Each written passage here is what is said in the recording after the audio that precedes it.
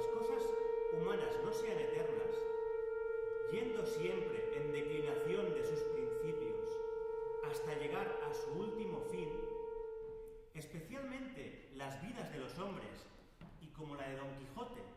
no tuviese el privilegio del cielo para detener el curso de la suya misma, llegó su fin y acabamiento cuando él menos lo pensaba.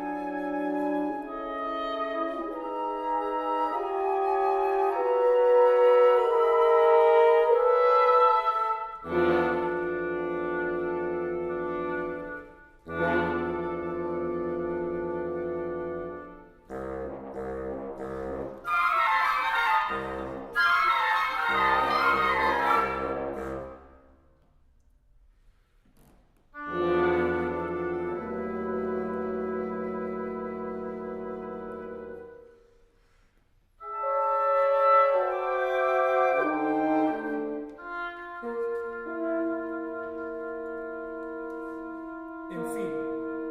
llegó el último Don Quijote, después de recibidos todos los sacramentos y después de haber abominado con muchas eficaces razones de los libros de caballerías. Hallóse el escribano presente y dijo que nunca había leído en ningún libro de caballerías que algún caballero andante hubiese muerto en su lecho tan sosegadamente y tan cristiano como Don Quijote, el cual, entre compasiones y lágrimas de los que allí se hallaron, dio su espíritu, quiero decir que se murió.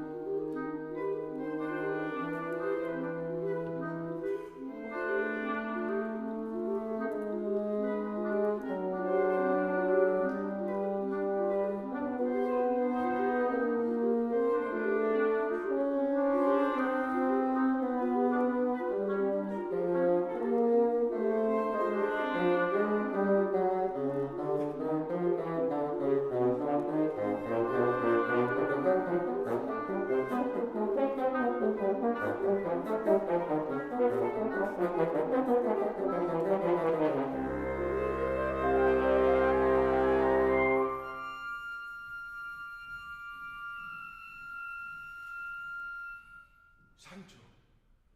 todo está encantado.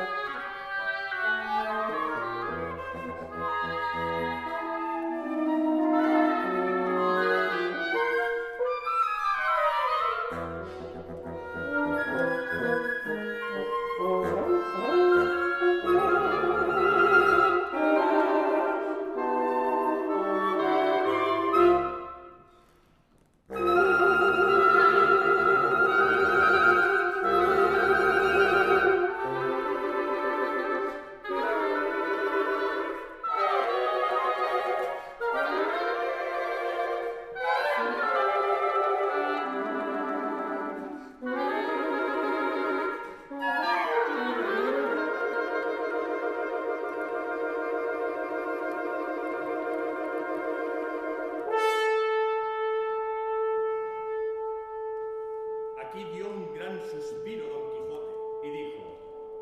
yo no podré afirmar si la Dulce, mi enemiga, gusta o no de que el mundo sepa que yo la sirvo. Solo sé decir, respondiendo a lo que con tanto comedimento se me pide, que su nombre es Dulcinea, su patria el Toboso, un lugar de la Mancha, su calidad, por los menos, ha de ser de princesa, pues es reina y señora mía, su hermosura sobrehumana, pues en ella se vienen a hacer verdaderos todos los imposibles y quiméricos atributos de belleza que los poetas dan a sus damas, que sus cabellos son oro, su frente campos elíseos, sus cejas arcos del cielo, sus ojos soles, sus mejillas rosas, sus labios corales, perlas sus dientes, alabastro su cuello, mármol su pecho, marfil sus manos, su blancura nieve, y las partes que a la vista humana encubrió la honestidad son tales, según yo pienso y entiendo, que sólo la discreta consideración puede encarecerlas y no compararlas.